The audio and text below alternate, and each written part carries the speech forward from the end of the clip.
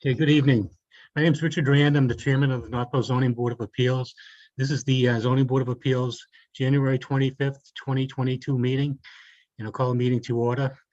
And we just have an opening. We have to put in this opening meeting of the Northborough Zoning Board of Appeals. This open meeting of the Northborough Zoning Board of Appeals is being conducted remotely, consistent with Governor Baker's executive order of June 16th, 2021, an act relative to extending certain COVID-19 measures adopted during the state of emergency. All members of the Zoning Board of Appeals are allowed and encouraged to participate remotely. The order allows the Zoning Board of Appeals to meet entirely remotely, so long as reasonable public access is afforded so that the public can follow along with the deliberations of the meeting. The public is encouraged to follow along using the posted agenda unless the chair notes otherwise. Members of the public who wish to view the live stream of this meeting may do so by going to the Northborough Remote Meetings on YouTube via the link listed in the agenda. Ensuring public access does not ensure public participation unless such participation is required by law. This meeting will feature public content. And I'd just like to identify the members of the board that are here. Just say aye when I call your name. Mark Rattan. Aye. Fran Backstrand. Aye. Brad Blanchett. Aye. Jeff Leland. Aye. Paul Tagliaferri. Aye.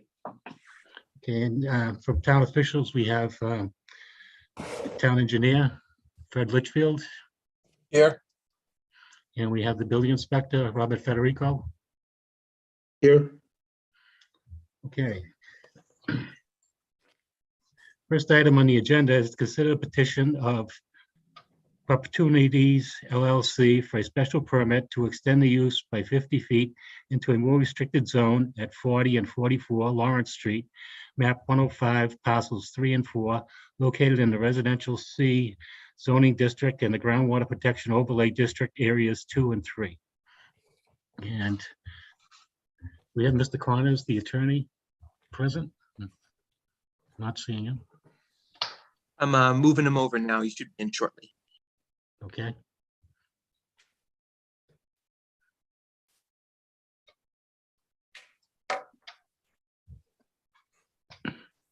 Should be here now. We can hear you now, Mr. Connors. Thank you. Thank you. Would you like to present your application? Sure, I represent, as you noted, Opportunities. They own some property at 40 Lawrence Street. There's an existing house on a lot there. Aside from that, there is a existing structure, a garage and outbuilding on an adjacent parcel. They have been existing lots for quite some time, although somewhat merged for zoning purposes due to a width requirement that has since been addressed by subdividing the land under A&R to give the appropriate width. At this point in time, they're replacing the septic system on the existing house on the lot on the left. On the right side, we have the existing garage and outbuilding constituting about 1,150 square feet.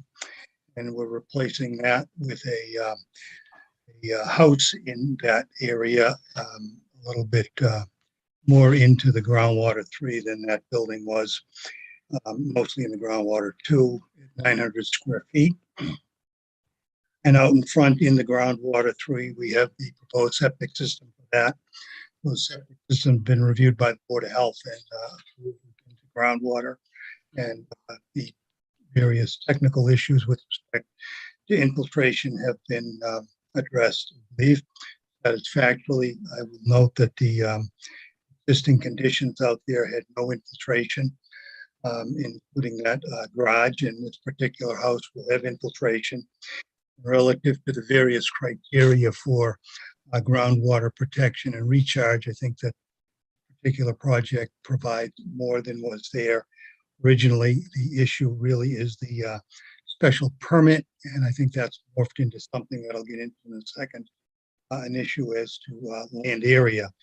But clearly the petition is to allow the use of the groundwater 3 to extend 50 feet into the groundwater 2 for the placement of that house. Again, that house is in an area where the existing garage is. With respect to the bylaw, there has been quite a bit of discussion relative to it being a interpretation that we need 20,000 square feet in the groundwater 3 zone. I disagree with that. There's some correspondence back and forth. I still hold that position. I'd like to be able to explore that for a moment here. We have what's called an overlay zoning district, which is, includes groundwater in this particular instance. Northborough has other overlay districts. And on page 7.1 of your zoning bylaw, you have a table of chapters, and 7-04 is called zoning districts. 7-07 is overlay districts. They're distinct and different districts. And then on page 7-23, we have classification of district. We have residential, general residential, and all the various Meridian zoning districts.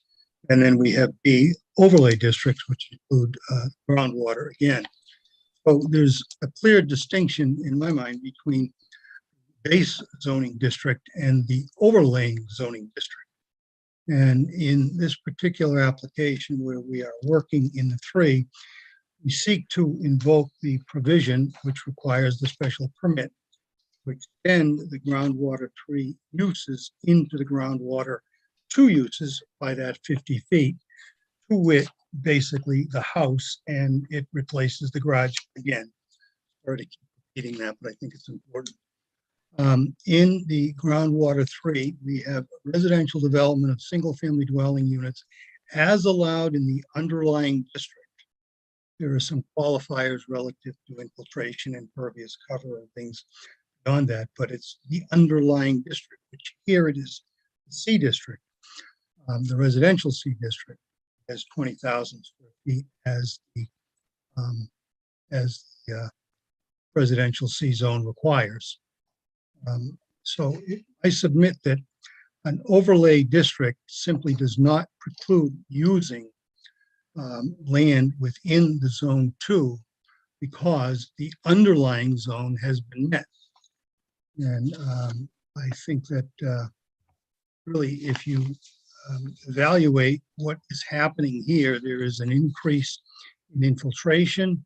There is a better use of the land. It was a pre-existing lot. It needed a little bit of maneuvering for width.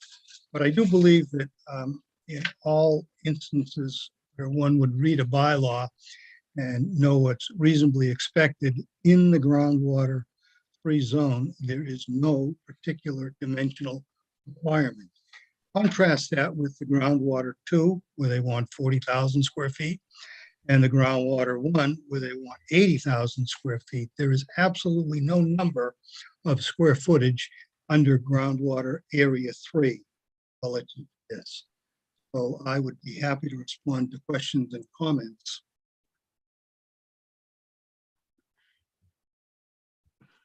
Okay, thank you. Fred, could you address some of these issues?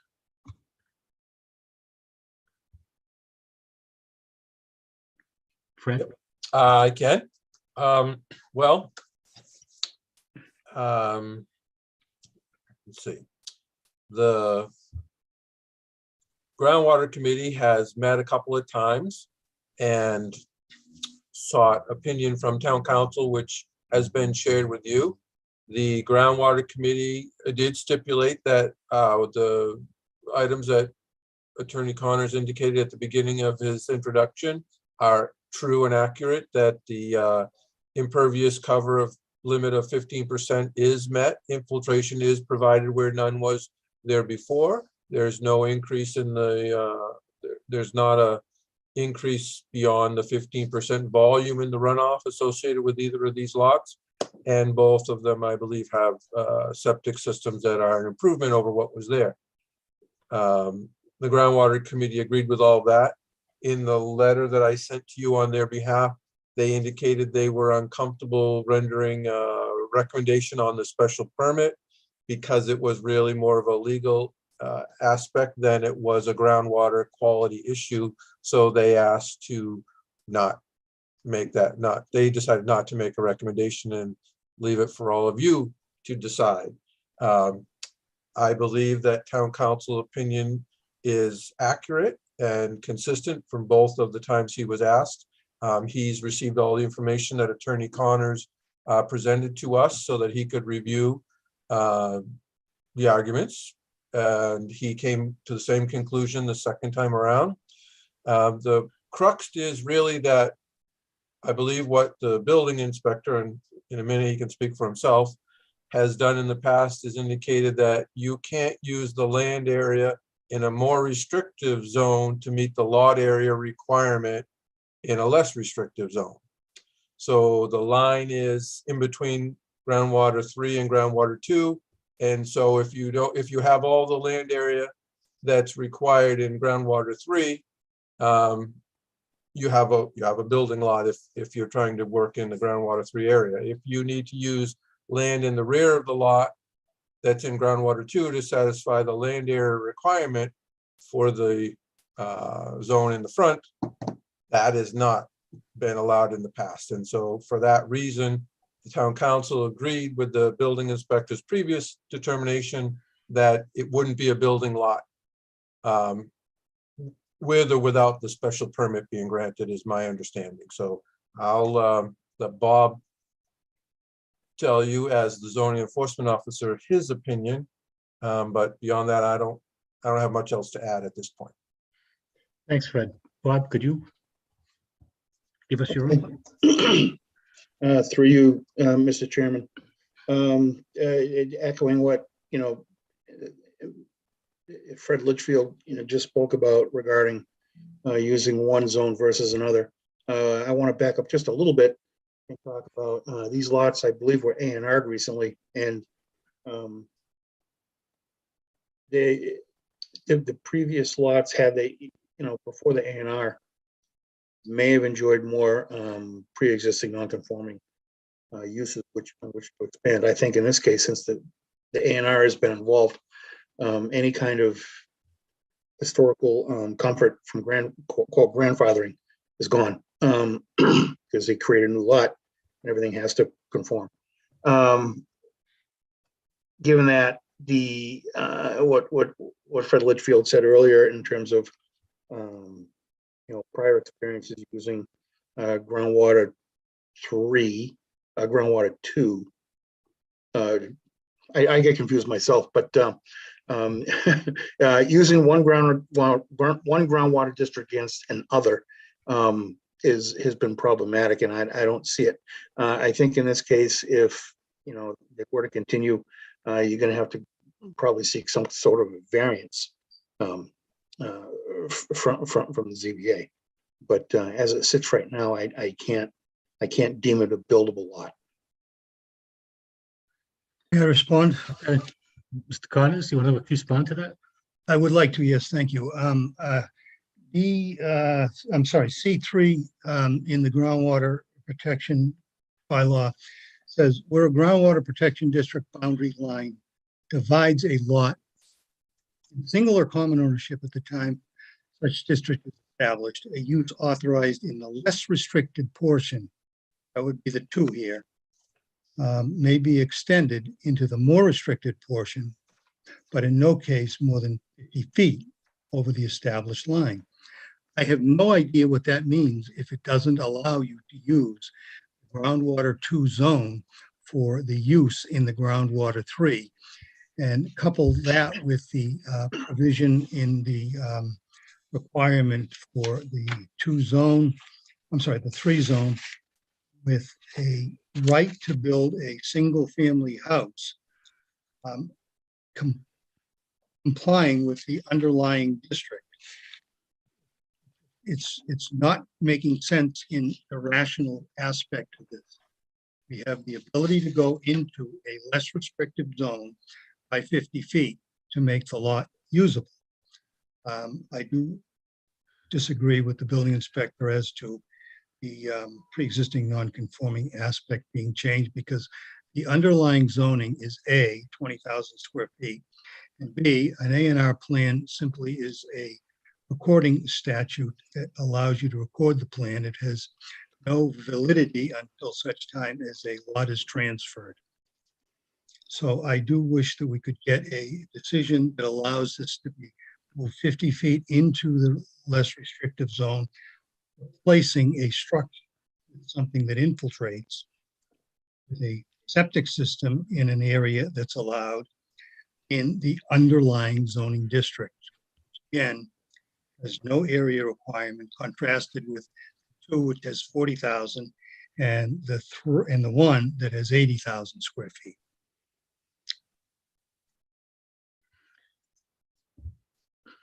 Finished, Mr. I Conley? think so for now. I'm not giving up. So the A and R, it's been filed with the planning board? Has been signed. Yes. Yes, And do you have a date on that? April 7th, 2021, I believe, somewhere in the month of April last year. All right. I don't recall the date exactly. Okay, thank you. We'll open it up to board members. Good. Paul? Fran, you can go ahead. Thank you. Thank you, Mr. Chair. So just Fran. to make sure that I have, understand, how large is that second lot that we're referring to? Is it 27,000 square feet? 20,761. So it's just over the underlying district's requirement for a buildable lot. Correct. How much of that 20,000 square feet is in the most restrictive zone that would require 40,000 square feet for buildable? I would say, just looking at it by eye, about 2/3 of it. is in 2/3? more restrictive, 2/3? Roughly, Okay. by eye. The structure that you're proposing is going to be built on the 1/3 that is less restrictive, but will encroach into the more restrictive by less than 50 feet? Yes, Thank you. you're welcome. Thank you. Okay, thanks, Fran. Paul, did you want to speak? I think Fran kind of hits, I was just looking for just to confirm a couple of the numbers. And, you know, I think, so just to kind of repeat what we're looking at here is we have two lots. One is 20,000 square feet. One is 29,000 square feet. About 2/3 of the lot that their house is going to be built on is in groundwater 2, which is the more restrictive portion of it, which requires 40,000 square feet as the minimum lot size. Yeah, groundwater too. In Yes. groundwater 2, right? Okay. And so if this house was built all in groundwater 3, right, this would Yes. not be an issue. But only because the house is being built in half groundwater 2, half groundwater 3, is that? That is the way I look at it, yes. But our zoning enforcement officer is saying that you have to look at the entire lot and look at it as if it was all groundwater 2, which is the restrictive one, and therefore it's not buildable because it does not have 40,000 square feet. Neither of them Okay. do. Okay, so then is that, and Bob and Fred, correct me if I'm wrong, is that what we're being asked is for today, is to sort of give relief on the groundwater to 40,000 square foot minimum versus what is actually there, which is 22 and 27 or 20 and 29? Is that what we're being asked for today? Bob, can you answer that? I'm trying to figure out if Bob wants to answer or if he wants me to answer. So he's the zoning enforcement officer. I'm trying not to take over for him. Well, it just, this is one of those situations where Fred and I collaborate quite a bit. Because he's better at the math than I am, to be quite honest. But you know, using one restricted area versus another, I think is contrary to the intent of the bylaw. We have used it in this particular circumstance before on other properties in town. So, I still think at the end of the day, if the board wants to, allow this sort of thing, I still think, maybe a variance is going to be okay, because we're not concerned about the actual use of the property. This comes down to a dimensional requirement, where one more restrictive use and size of the lot is being asked to cover for another one. So I think that, it's a difficult situation, but I don't see where it could be rendered to be buildable unless the board sees otherwise. So I Ma'am? guess. Sorry, Frank, you can go ahead. Go ahead, Paul. Thanks. So I just want to be clear. I know that we have two lots here, but only one of them is at issue because it doesn't actually already have a house on it, or each of them, right? The one that has an existing house is similar. It has part in zone 2, part in zone 3, but that's not the one in question. It's only the one that had just the garage that we're concerned with. Is that correct? That's correct. Okay. Okay. All right. Thank you. Hey, So Paul, then I go guess, ahead. sorry, just another point. So for clarification, it's only the one lot, right, in which they are looking for relief on. And Bob, your determination, or your determination, I should say, right, is that because it's split between groundwater 2 and groundwater 3, he needs at least a minimum of 40,000 square feet. So that's the relief, right? Right. He needs 40,000 square feet of groundwater 2. 2/3 of the lot is in groundwater 2. They're building a house, and the property size is, which one is it? Is it the 20,000 square foot? Underlying zoning, No, the property in which the garage exists on, is it the 20. 105, 20? Okay. That's all I have for right now. Thank you. Thanks, Paul. Anyone else? Fred? I think the issue is the special permit that's requested is to allow the use to extend into the more restrictive zone. It does not necessarily translate to dimensional requirements, just the use. I think in this case, if he had 20,000 square feet in outside of the groundwater 2 area, then he would have a lot. Or he'd have to have 40,000 square feet located within groundwater 2 and 3 combined. I believe the intent of the special permit to allow the applicant to move the groundwater line into the more restrictive area was not intended to allow 2 lots to be built where only one could have been before. And he had 1 house and 1 garage before on these 2 lots. And I believe that's what he should remain with. And that by utilizing this special permit to gain a second lot, I don't believe is what was intended when the bylaw was adopted. We have utilized the theory that you can't use an area within a groundwater, more restrictive groundwater area to satisfy the groundwater, the lot area requirements of the less restrictive one in the past. And that is what town council weighed in as being consistent and agreed to with what the building inspector has determined in the past. And now you can see why the groundwater advisory committee didn't really want to make a recommendation. Absolutely. Anyone else? I respond yet again. Go ahead, Mr. Connors. And we have residential development is allowed in the underlying district. The underlying district is 20,000 square feet here. We have an overlay district. When we go to the groundwater protection provision for 50 feet, we can go into the less restricted district. So I don't know how you can get to 20,000 square feet in the 3 zone or 40 in the 2 zone And then what the 50 does for you if it's there. This is just simple statutory construction. You look at the language and you have to give meaning to each and every one of these things. And then you have to be able to look at it as a layman, not an engineer, not a lawyer, as a layman, and say, this is what I can do. I look at 2 and I see 40,000. I look at 3 and I see 80,000. I'm sorry, 1, I see 80,000.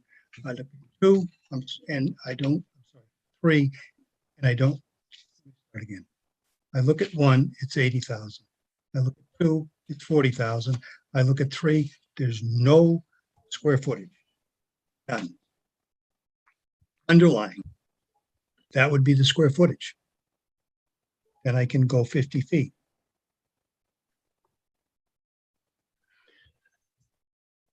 Okay, Mr. Klein. Susie, welcome to the meeting. Thank you. Sorry for being late. Okay. Anyone else?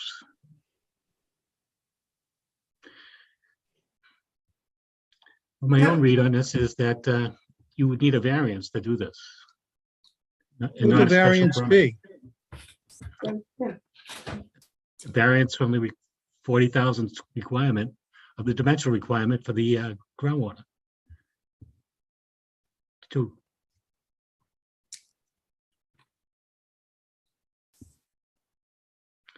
Okay. Well, I'll have to talk to my client about that, but can we continue this meeting for another month to evaluate that? I'm not quite sure that that's the answer, but I think Well, that let's makes ask sense the rather building than- inspector, the zoning enforcement officer, if that's a possibility, not to say it's going to pass, but. No, I understand that. I Yeah. understand that. Bob, not if you could even answer see- that? You know, I'm still, I mean, obviously, Mr. Connors and I are probably seeing the same situation from different angles. And it might be a matter of interpretation, but what I'm standing on is what we've done in the past for previous properties. And, you know, that's obviously we're with the board tonight. But I can see that my standpoint is it's essentially a dimensional requirement, you know, and, you know, the 50 feet thing, you know, that's a special permit. But even still, at the end of the day, I think it might require a dimensional variance for lot area requirement. Anyone else? Fran? Yeah, I just want to just hold my place for a second. Because I mean, I think it's unfortunate that if the intent of the bylaw was not to create A&Rs to, you know, work around it, well, that's just good, I guess, like lawyering, because it doesn't have to. I mean, they divided it and they made 2 buildable lots. But I guess I don't see how it isn't exactly how it's written. But reading the pages that from our attorney, his opinion is that the underlying, without the restrictive area of area 2, you have to have 20,000 square feet. I don't know how you argue again. I mean, that's 2 different legal opinions. I don't know how we actually weigh in on that.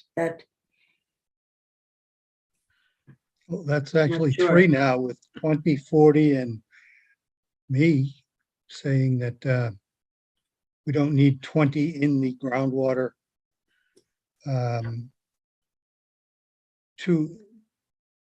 area. We have 20 in the entire site. And all of a sudden, we're talking about 40. Your attorney says 20. So again, what would the variance be? Can we The continue? variance from the 40,000 square foot requirement for the groundwater 2. Your attorney just said 20,000. Yeah. it's a poor, inartfully worded bylaw, which we see all the time, all the time. And with respect to the A&R, the A&R simply widened a lot so that we had the setback, lot width. It didn't change anything. And again, there's been no transfer. So it is simply a plan. So may I ask for a continuance for a month?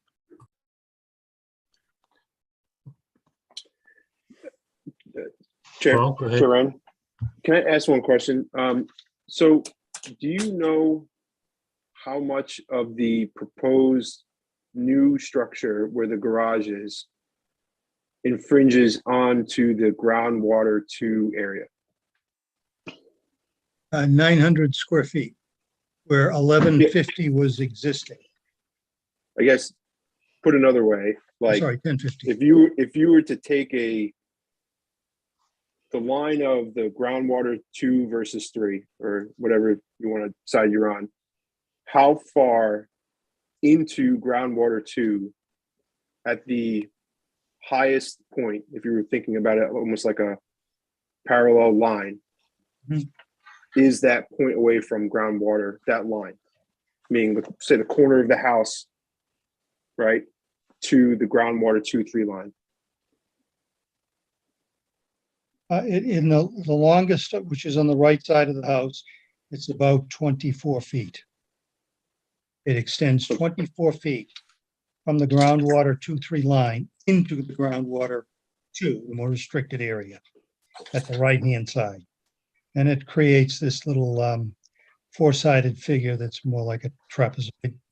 And that is 900 square feet, where the existing garage and whatever was 1,056.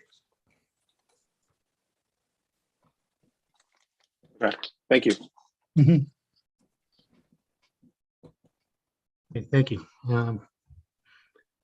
We have a request before us for a continuance to the next meeting, which is February 22nd. Brad? Just wanted to point out one thing before you take up the continuance, in that the Form A plan that was signed does not necessarily indicate approval as 2 buildable lots. They're lots, That's correct. and they have frontage and area, but they're not necessarily determined to be buildable just by signing the Form A lot. And I thought that Fran had thought otherwise, and I wanted to clarify that. So the fact that the planning board signed them does not indicate that they're buildable. I believe that the building inspector's interpretation is they're not buildable lots because there isn't either the 20,000 square feet within the groundwater 3 or the no area, or 40,000 square feet within the groundwater 2 area. So I believe they had one lot before, one house with one garage, and they still would have one lot, but not 2. And if you were to grant a variance, then on the dimensional requirements, you'd effectively be allowing him to make it into 2 lots, if that's what the board ultimately gets requested for and determines to do in the future. Thank you, Fred. Well, I'm just in agreement with you, Fred, that this needs a variance in order to make it work if this board agrees to that. Whether or not we agree is the decision we make down the road. Correct, We make a decision on a variance that isn't pending. correct. Correct. So we're giving you, we give you a continuance to our next meeting, February 22nd at 6 p.m. And you can address the board then with whatever you decided to do. Thank you. You're going to vote on it? Yeah, Mr. Chair, I'd like to make a Well, we motion. Go ahead, Brett. Oh, yeah, make a motion to continue the hearing for 40 to 44 Lawrence Street special permit to continue it to our February 22nd, 2022. Yeah, 22222. Yeah, there we go. Very good. I'll second. Okay, Mark seconded. Brad made the motion. All those in favor? Brad, Aye. Fran, Aye. Mark, Aye. Paul, Aye. and I'm in favor also. Aye. Thank Okay, you. Mr. Cyrus, we'll see you February Thank you. 22nd, 2022. Thank you. Two. Yeah. I was all confused. Okay, the next item on the agenda is the approval of the November 23rd, 2021 minutes. Mr. Chair, I move that we accept the minutes of the November 23rd, 2021 minutes as submitted. Here a second. I'll second. Okay, Fran made a motion, Mark seconded. All those in favor? Fran, Aye. Mark, Aye. Brad, Mr. Chair, I was not at that meeting, so I need to recuse myself. I was in Hawaii, so just to rub that in. Paul? Paul, you want it? Humble brag. Aye. Okay, and Susie, you were at that meeting? Aye. Okay, thank you. And I think that's the only thing we have on the agenda. I just wanted to make a mention that since our last meeting in November, on November 29th, the Attorney General's office came back with a decision on the open meeting law complaint that Amy Paretsky and another citizen made against the board. And the Attorney General's office ruled that the board did not violate the open meeting law. And that they were given the opportunity to speak at the meeting, and it was up to the chairman whether or not they were allowed to speak at other occasions during the meeting. And Fran, who was the chair, was right in her decisions that night during those hearings. I just want to get that out there. Okay, anything else? Absolutely. Not seeing any. You have a motion? Mr. Chair, I motion we adjourn. Okay, Fran, I'll second. Mark seconded. Fran made the motion. All those in favor? Fran, Aye. Mark, Aye. Paul, Aye. Brad, Aye. myself, aye. Thank you very much, everyone.